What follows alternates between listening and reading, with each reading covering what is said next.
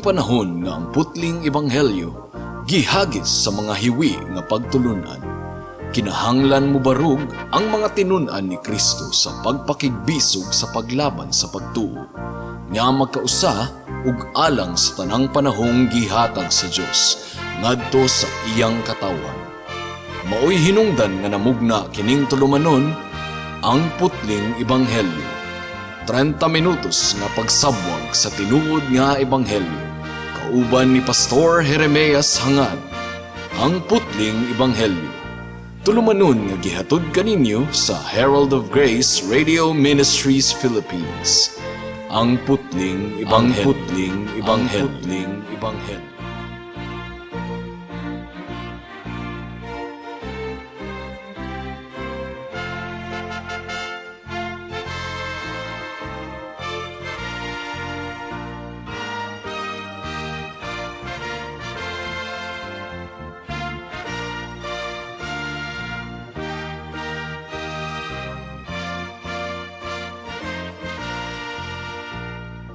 Mayong hapon Mabinay, mayong hapon Negros Oriental, Negros Occidental, Guimaras, Dumaguete City, ug kutob sa tanang gidala sa Ginoo sa pagpaminaw niining atong programa nga giuluhan og ang putling ebanghelyo.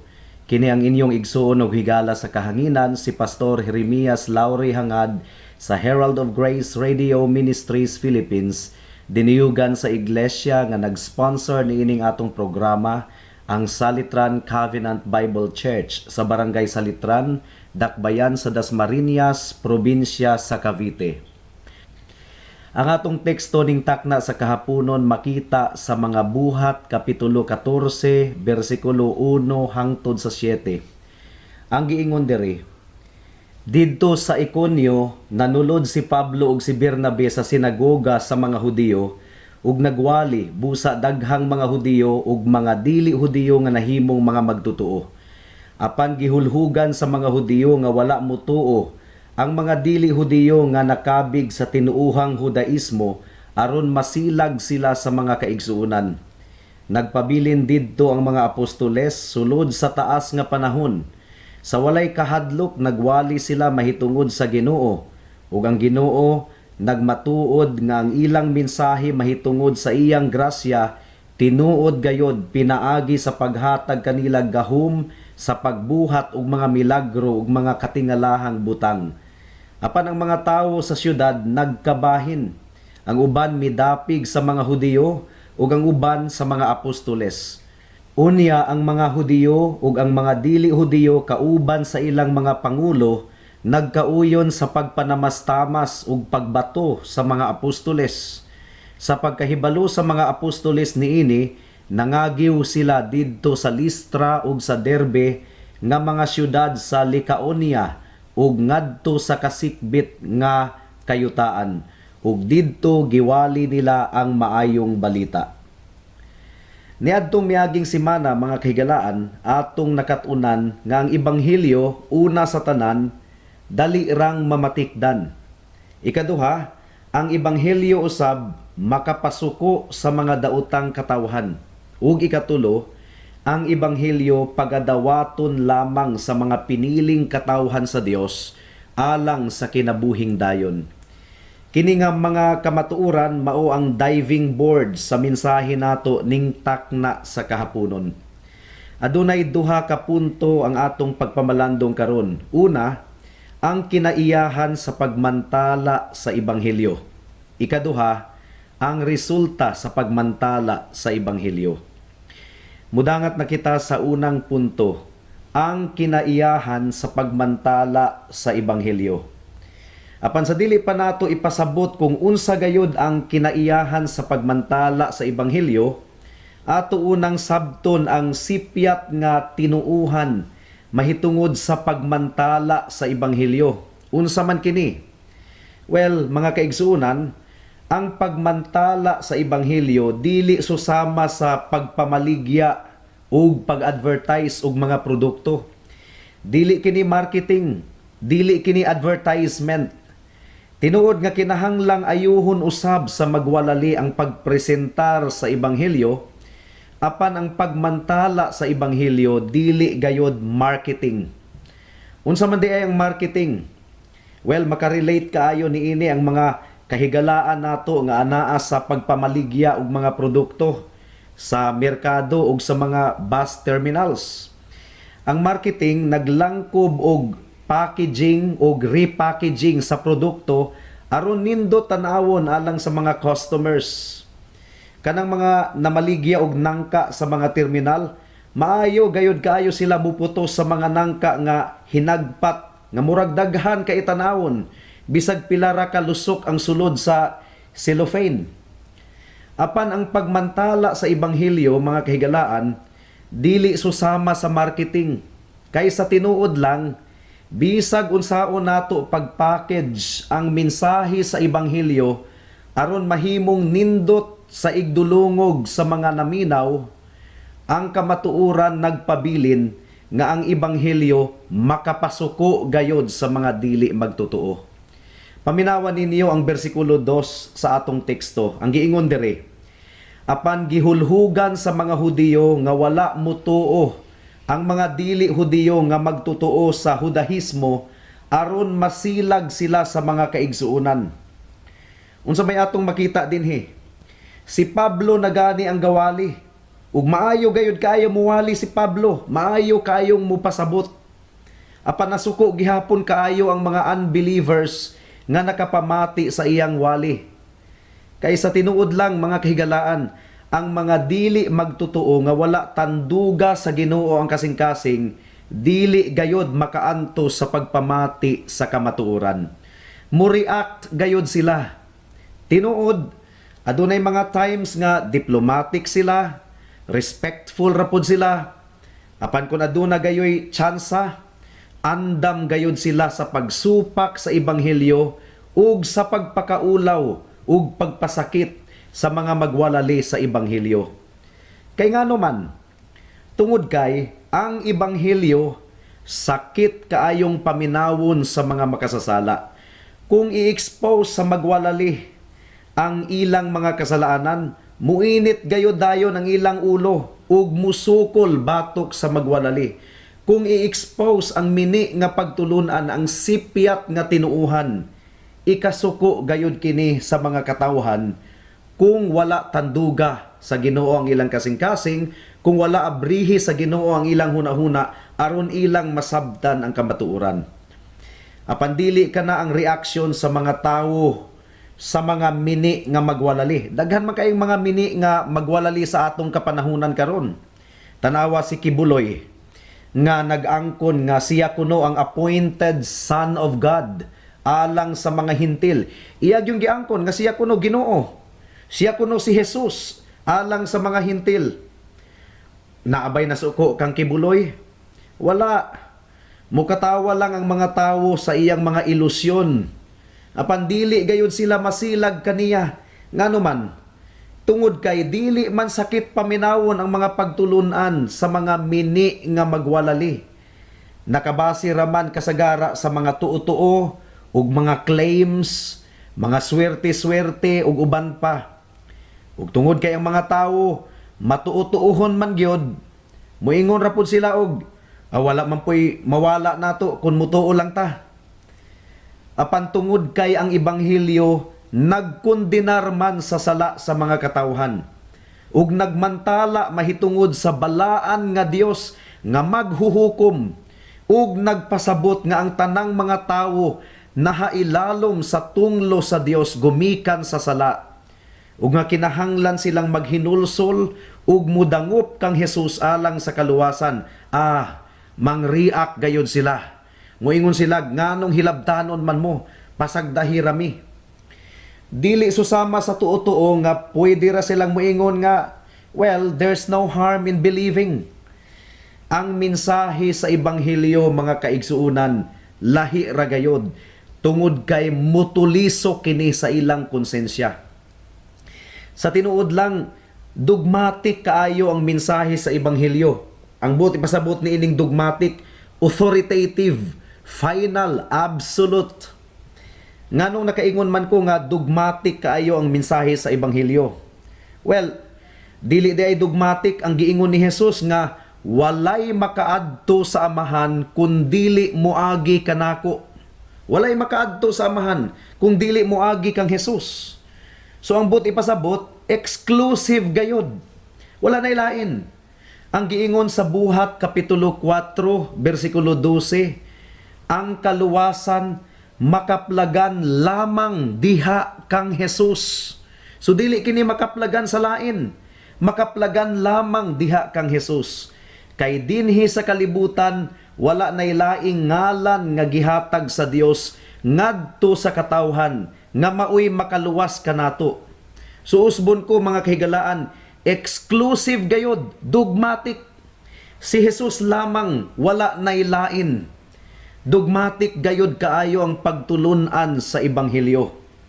Walay luna ang pag-ingon nga, bisag unsay imong tinuuhan, basta sincero ka lang. Dios ra gihapon ang kapadulngan. Mga kahigalaan, dili gayod kana tinuod. Si Jesus lamang ang dalan, ang kamatuuran, ug ang kinabuhi. Walay makaadto sa amahan kun dili pinaagi kaniya. Juan Kapitulo 14, versikulo 6. Gani miingon si Pablo sa basahon sa Galacia nga, kung dunay magwali, bisag kami o mga anghel nga sukwahi sa ginawali na kaninyo, let him be accursed, pagatungluhon siya. Buti pasabot, the gospel of Jesus Christ is really exclusive. It is one and the same gospel. There is no other gospel. Ug tungod kay dogmatic man ang ebanghelyo, nagsugo kini sa mga katawhan nga mutalikod sa ilang mga hiwi nga tinuuhan mahitungod sa kaluwasan. Dili gusto ang Ginoo og kompetensya. Kinahanglang talikdan sa mga katawhan ang ilang inimbento ug minugna nga mga pamaagi sa kaluwasan. Unsa man kining mga inimbento ug minugna nga pamaagi sa kaluwasan? Well, sama sa mga pag-ampo alang sa mga patay. Wala gyud na sa Biblia nga iampo nato ang mga patay aron sila maluwas. Unsa pa? Kining mga pagpinitensya, pagpaanto sa kaugalingon, iawat na lang kuno makuha-kuhaan ang ilang sala. Mga inimbento kini nga wala gyud kini intawon gitudlo sa Biblia. Wala gayud. Kining mga butanga kinahanglang isalikway o kinahanglang ang usa ka tawo musalig lamang sa dugo sa atong Ginoong Hesukristo nga giula didto sa krus sa Kalbaryo, ingon nga igo na alang sa kapasayloan sa tanantang mga kasalanan. Ang dugo ni Jesus ang nagtagbaw sa hustisya sa Dios. Dili ang atong mga sakripisyo, mga panaad, mga panata ug bisag unsa pa. Kinahanglang talikdan ug undangan gayod sa mga katawhan ang pagsalig sa ilang kaugalingong pagkamaayo, pagkabuutan alang sa ilang kaluwasan. Ug kinahanglang ibalhin nila ang ilang pagsalig kang Jesus lamang alang sa ilang kaluwasan. Si Jesus lamang ang bugtong Dios ug manluluwas sa mga makasasala nga susama kanato. Tinuod mga kahigalaan, ang ebanghelyo dogmatic gayod. Mao nga makapasuko kini sa mga katawhan. Gawas na lang kung ablihan sa Ginoo ang ilang kasing-kasing. Mao nga sa pagmantala sa ebanghelyo, we proclaim the gospel as it is. We are not concerned with advertising the gospel to make it more appealing to people. We just preach the gospel simply and plainly, no more, no less. Samtang tinuod nga dili nato lamu-lamuon ang pagwali sa ebanghelyo, apan wala kita magsalig sa abilidad sa pastor sa pagwali alang sa bunga sa pulong sa Ginoo. Ang giingon sa bersikulo 1 sa atong teksto, Paul and Barnabas spoke in such a manner. Unsa may but pasabot ni ining in such a manner. Ang but ipasabot ni ini mga kahigalaan, nagwali sila uban sa gahom sa balaang espiritu. Wala sila misulay sa pag-repackage sa ebanghelyo aron maanindot kini sa igdulungog sa mga tawo. Instead, ila kining giwali nga maisugon uban sa gahom sa balaang espiritu. Ug gihatag sa Ginoo kanila ang bunga sa ilang pagpaningkamot ni adtong lugara. Ug alang kanako mga kaigalaan, tataw gayud kaayo ang prinsipyo niining tanan. Ang positibo nga pagsanong sa mga katawhan sa mensahe sa ebanghelyo wala nagaagad sa estilo sa pagwali sa pastor, kundili sa pagpanglihok sa gahom sa balaang espiritu. Ug mausab kini ang akong pagampo karon nga samtang nagwali kita dinhi sa kahanginan, ang balaang espiritu magapanlihok sa kasing-kasing ug hunahuna sa mga tigpaminaw karon. Sa bersikulo 2 sa atong teksto, nakita nato nga adunay mga pag-alkontra sa mga pagwali ni Pablo ug ni Bernabe. Apan atong mabasa sa bersikulo 3 nga nagpabilin didto ang mga apostoles sulod sa taas nga panahon sa walay kahadlok, nagwali sila mahitungod sa Ginoo ug ang Ginoo nagmatuod nga ang ilang mensahe mahitungod sa iyang grasya tinuod gayod, pinaagi sa paghatag kanila gahom sa pagbuhat ug mga milagro ug mga katingalahang butang. So imbis nga musurrender si Pablo ug si Barnabas gumikan sa mga pag-alkontra, ila hinuong giatubang ang mga pagpanlutos nga maisugon. Tinuod nga giingon ni Pablo sa unang Korinto kapitulo 2 bersikulo 3 that he proclaimed the gospel in weakness and in fear and in so much trembling. Apan sa susamang higayon, aduna usab siya'y kaisog tungod kay ang Dios nga nagmugna sa ebanghelyo labing gamhanan sa nga tanan. Karon, gipasidunggan sa Dios ang pagsalig ni Pablo ug ni Bernabe sa balaang espiritu, pinaagi sa paghatag nila og katakos nga makamugna og mga katingalahang butang. Mo kini giingon sa bersikulo 3. Gikan sa Ginoo kadtong maong katakos. Ang pangutana, gihatag ba usab sa Dios kanato karon sa atong panahon karon ang katakos sa pagbuhat og milagro? Ang tubag, mga kahigalaan, wala na. Tungod kay temporaryo lamang kadto nga gasa sa kapanahunan sa mga apostoles. Pero sa atong panahon karon wala na. Gani atong mabasa sa Book of Philippians nga si Epaphroditus nga kauban ni Pablo nagsakit og grabe kaayo nga balatian nga hapit unta niyang ikamatay. Apan wala man siya pandungi ni Pablo sa iyang mga kamot, aron milagroso siya nga maayo. Bali, naayo lang siya naturally without any instant miracles involved. Sa atong kapanahunan karon, nagmugna pa ba ang Ginoo og mga milagro sama sa kaayuhan sa grabe kaayo nga mga balatian? Well, the safest way to answer that question is God still heals sicknesses and diseases, not by means of supposed miraculous works of some gifted persons, but in response to the prayers of His people. Nag-ayo gihapon ang Dios og mga balatian karon, isip tubag sa mga pangaliya sa iyang mga katawhan.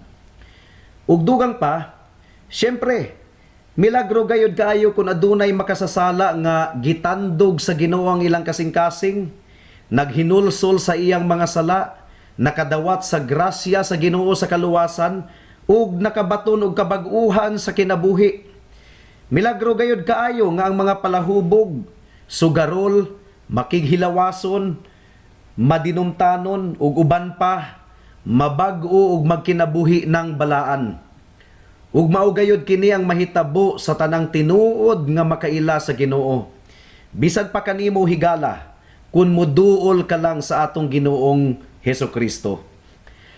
Mudangat na kita sa ikaduhang punto, ang bunga sa pagmantala sa ebanghelyo.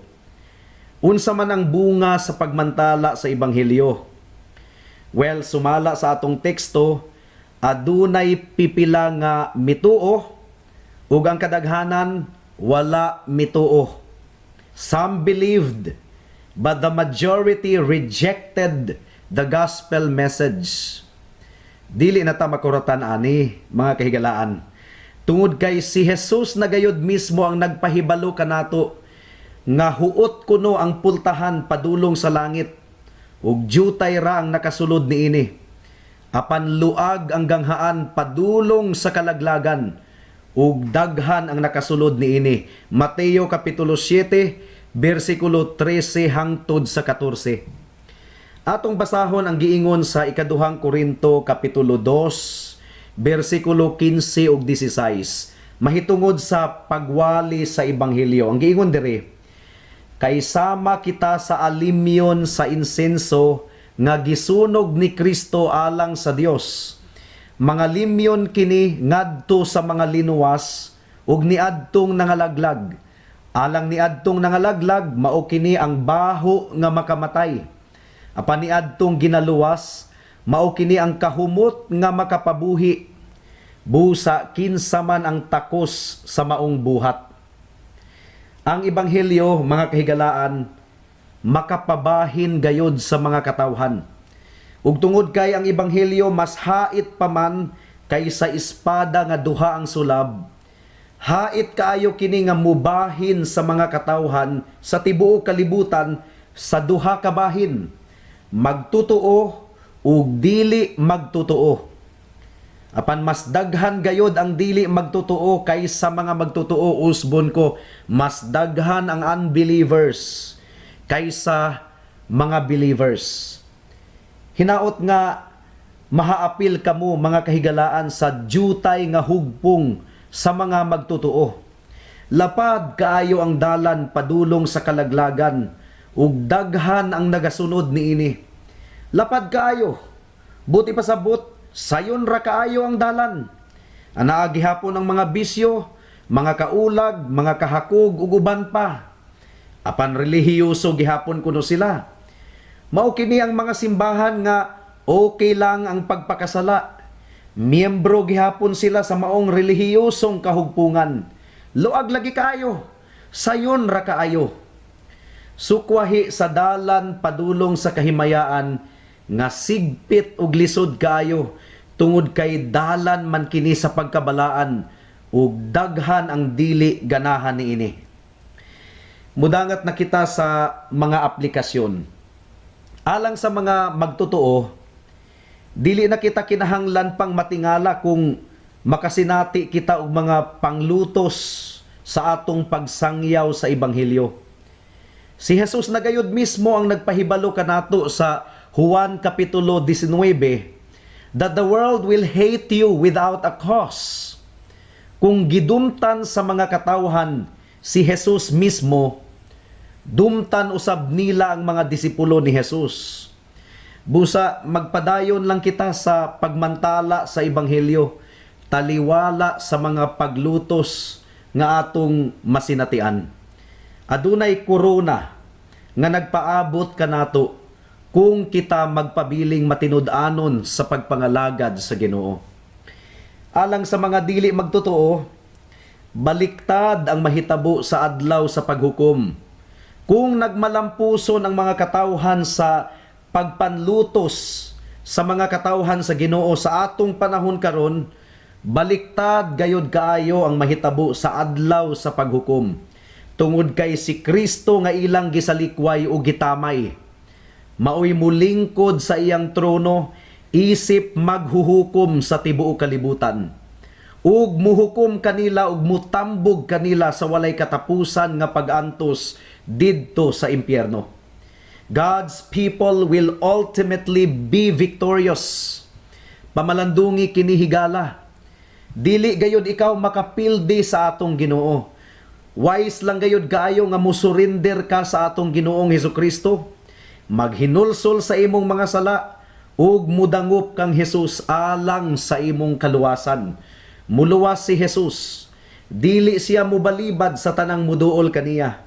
Busa duol kang Hesus karon higala, samtang aduna kapay higayon. Ugma, basin ug wala na.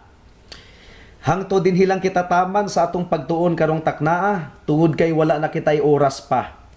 Ako kamong padayon nga giimbitar sa pagpaminaw ni ining atong programa sa matag Miyerkules, alas 6 hangtod sa alas 6:30 sa hapon, dinhi sa Power 102.1 RFM.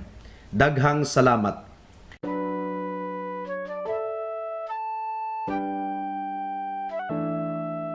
Noon ay bulag ako sa daan ng kaligtasan. Tulad ng marami, nakatuon ako sa sarili. Mabait naman at matulungin at walang kapwang inabuso. Kung kaya't ang tiwala ko, malamang ligtas ako.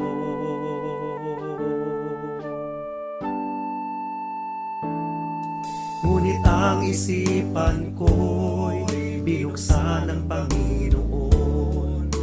Bigat ng kasalanan ko'y pinakita niya sa akin. Dagdag pa ang aking puso, likas na sa Diyos ay umaayaw. Kung kaya't ako'y nabahala sa aking kaluluwa. Ano nga bang batayan ng katubusan at kaligtasan ng isang katulad kong makasalanan? Ngayon ay batid ko na ako'y walang magagawa upang ituwid ang aking kaluluwa. Sa harapan ng Diyos, ako'y tumawag kay Jesus at nagtiwala ng lubos sa Kanyang kapatawaran at awang puspos.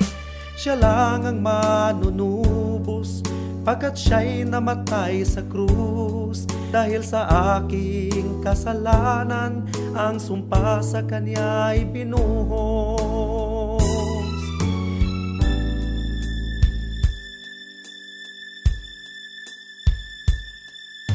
Ngayon ay tiyak ko na ang aking kaligtasan, aking nararanasan, tunay na kapayapaan. Ang puso ko'y binago niya, ang buhay ko'y inayos niya. Purihin si Jesus sa dakilang biyaya niya.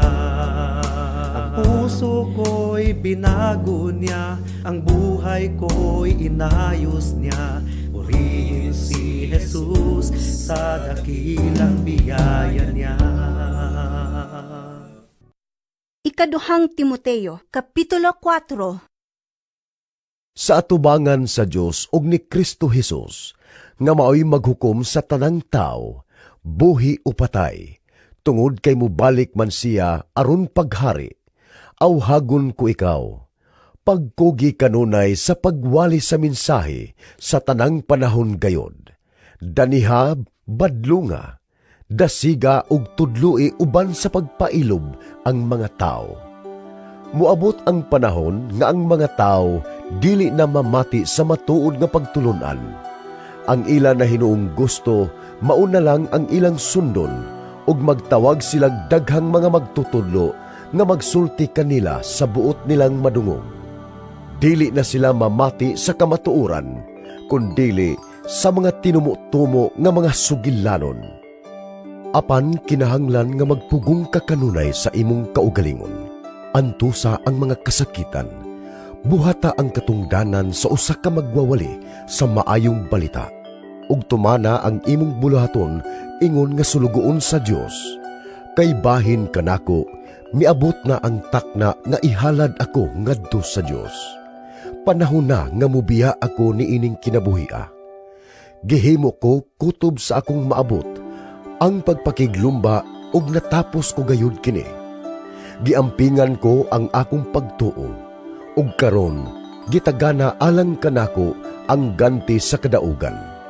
ang purong-purong sa pagkamatarong nga niadto niyang adlawa iganti kanako sa Ginoo, ang matarong nga maghuhukom. Og kini dili kanako lamang kundili sa tanan gayud nga nagpaabot sa iyang pagpadayag. Alang sa dugang nga mga pangutana, mahimong mo text kang Pastor Jeremias hangad sa 0935 744 3030.